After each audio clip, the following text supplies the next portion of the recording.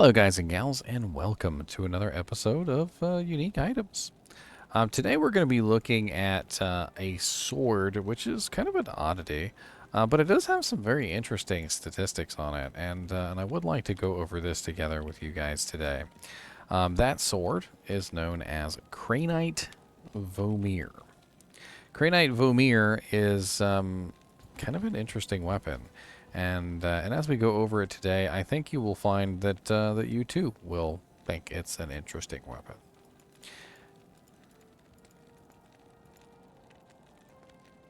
So right off the bat, you will notice that it does have a lot going for it, right?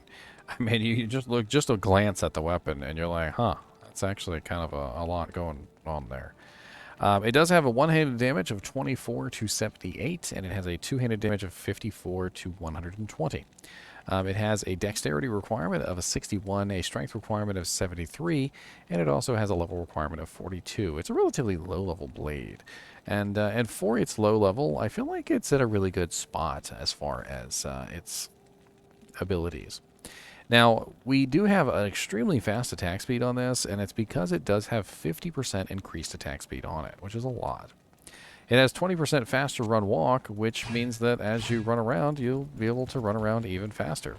It also has a very pretty graphic on it. I don't know if you can see that, but that is just gorgeous looking. So 20% faster run walk, 50% increased attack speed seems to be kind of revolving around making you run faster and move faster, right? We also have a 200% enhanced damage on this, which does vary from 160 to 200%.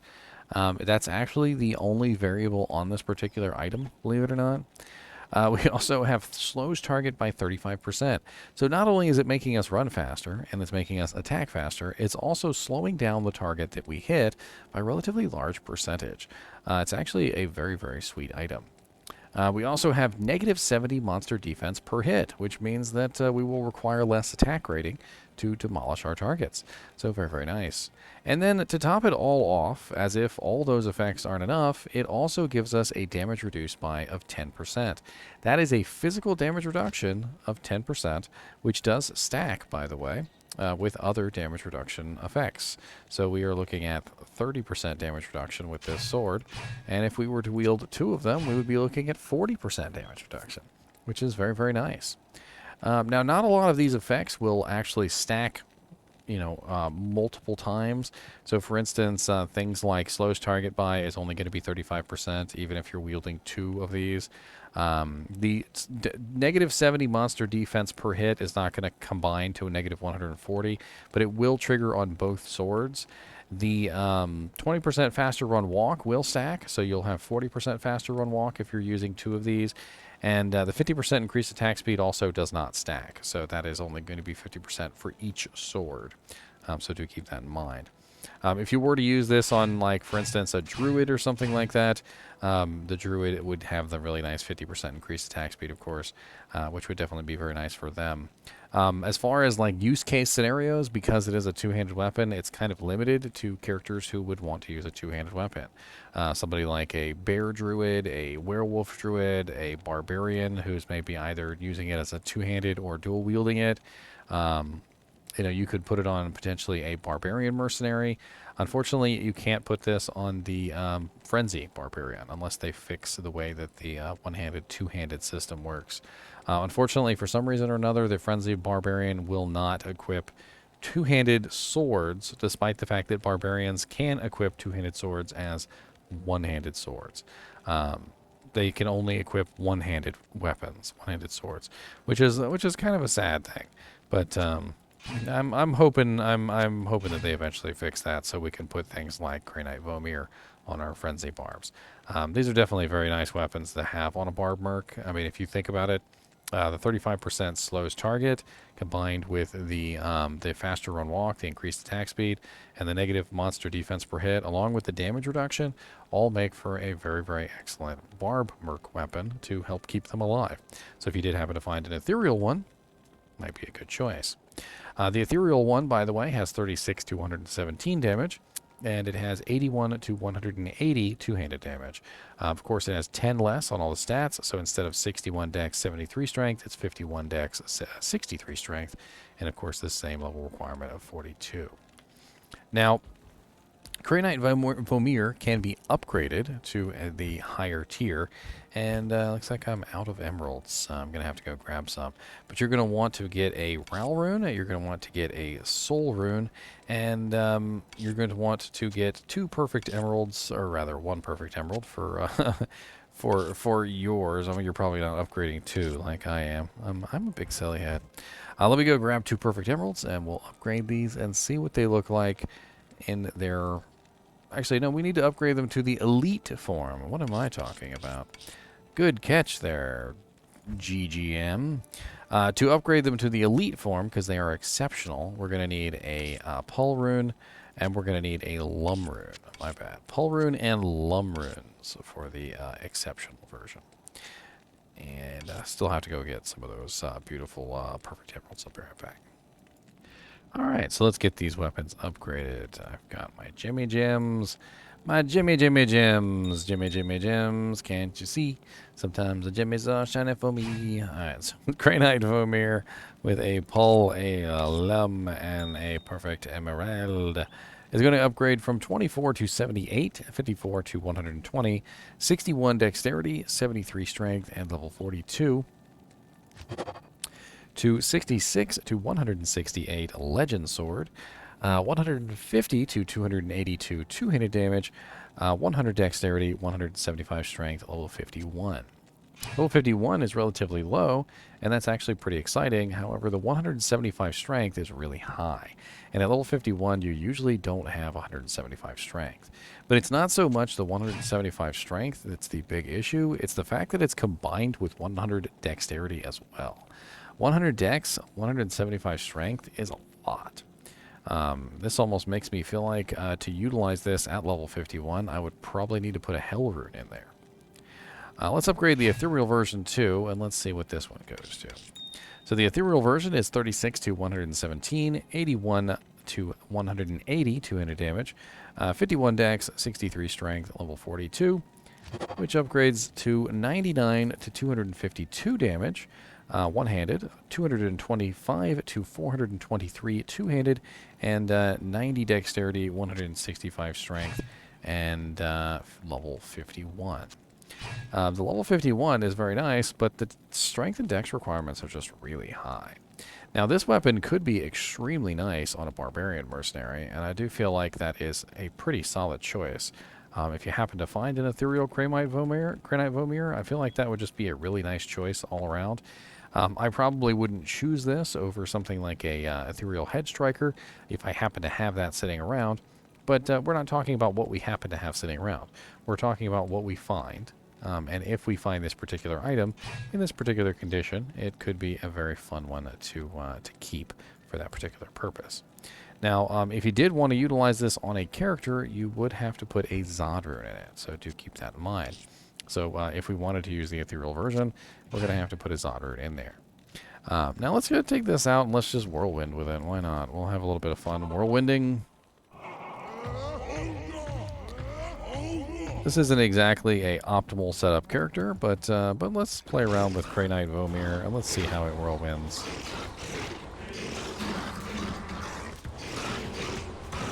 I just have a little bit of fun with it. A lot of misses, although when I do hit, I'm noticing that eventually it does kind of calm down. A lot of X's. Oh, so many X's. Really don't have quite the attack rating I should on this particular character. But it's a fairly interesting weapon all around.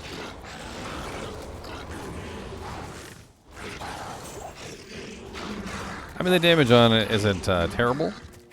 At level 51, I could totally see utilizing this sword on perhaps a, like I said, a shapeshifter druid, a bear druid, maybe even a barbarian or a frenzy mercenary, all of which could be very solid choices for a weapon like this. I don't really see using this on a paladin because, of course, paladins are generally interested in having a shield. I probably wouldn't use this on a lot of characters. It could be a nice weapon if you wanted to do a a two-handed Amazon. There are actually some builds out there that they're called passive Zons, where basically the Amazon builds almost entirely passive abilities, and then uses something like a big two-handed sword or a two-handed, something big. Because Amazons actually get huge penalties for shields.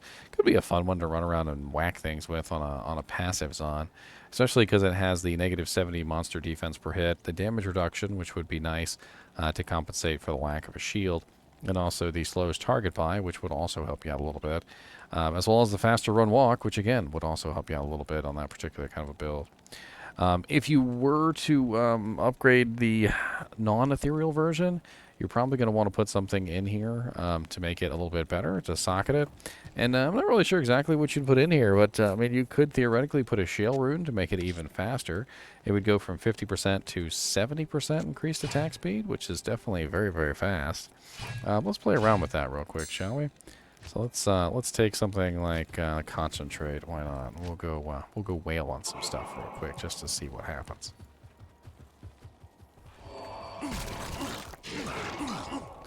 Yeah, pretty nice speed. Not bad at all.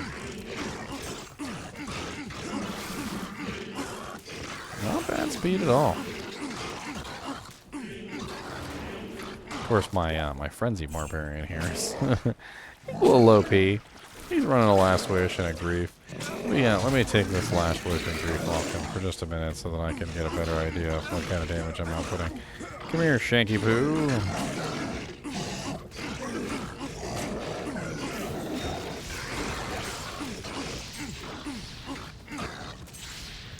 I was playing around with the Frenzy Barbarian. And just to show you, the Frenzy Barbarian cannot equip I can't use that. two-handed weapons. I don't know why. Not really sure why they decided to go that particular route, but yeah, I understand that he's not supposed to be using two-handed weapons, but he's a barbarian, and barbarians can utilize two-handed weapons as one-handed weapons. It must have something to do with the fact that when you equip one of these items as a, by itself, it immediately goes to two-handed. But, I mean, they probably could write some sort of code to prevent that. I definitely love how this sword looks. It has a very beautiful, like, gold color to it. Frickin' shines in the light. Let me take this over to the fire in the frickin' rogue encampment, because why not?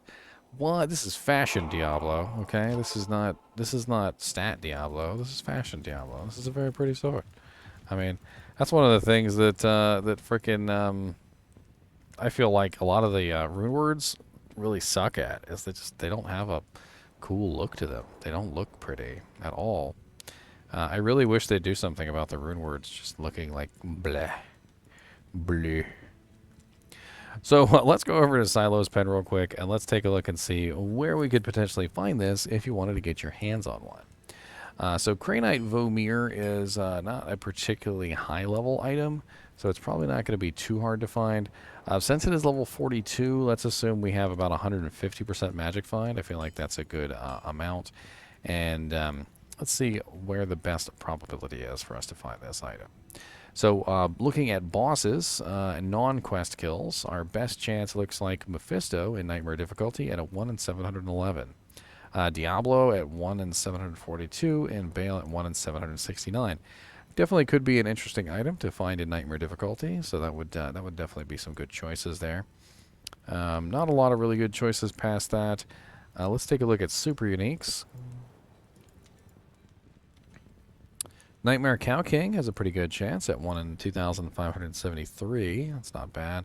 We definitely have a lot of bad probabilities here, but a lot of these monsters can be farmed in excess, like buying multiple lottery tickets. So it definitely helps that you can farm them over and over again.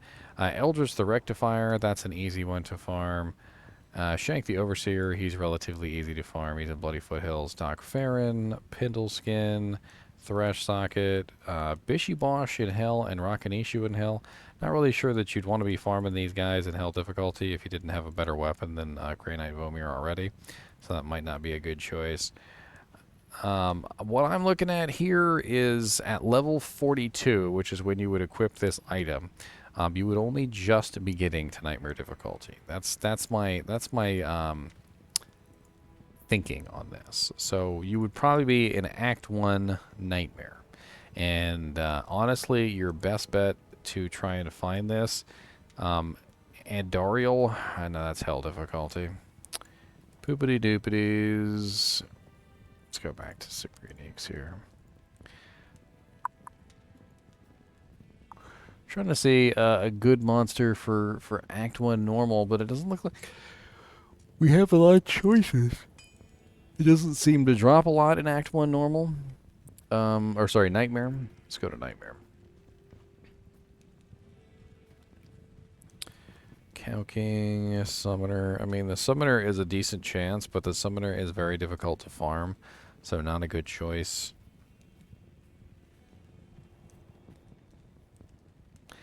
Not a good choice at all.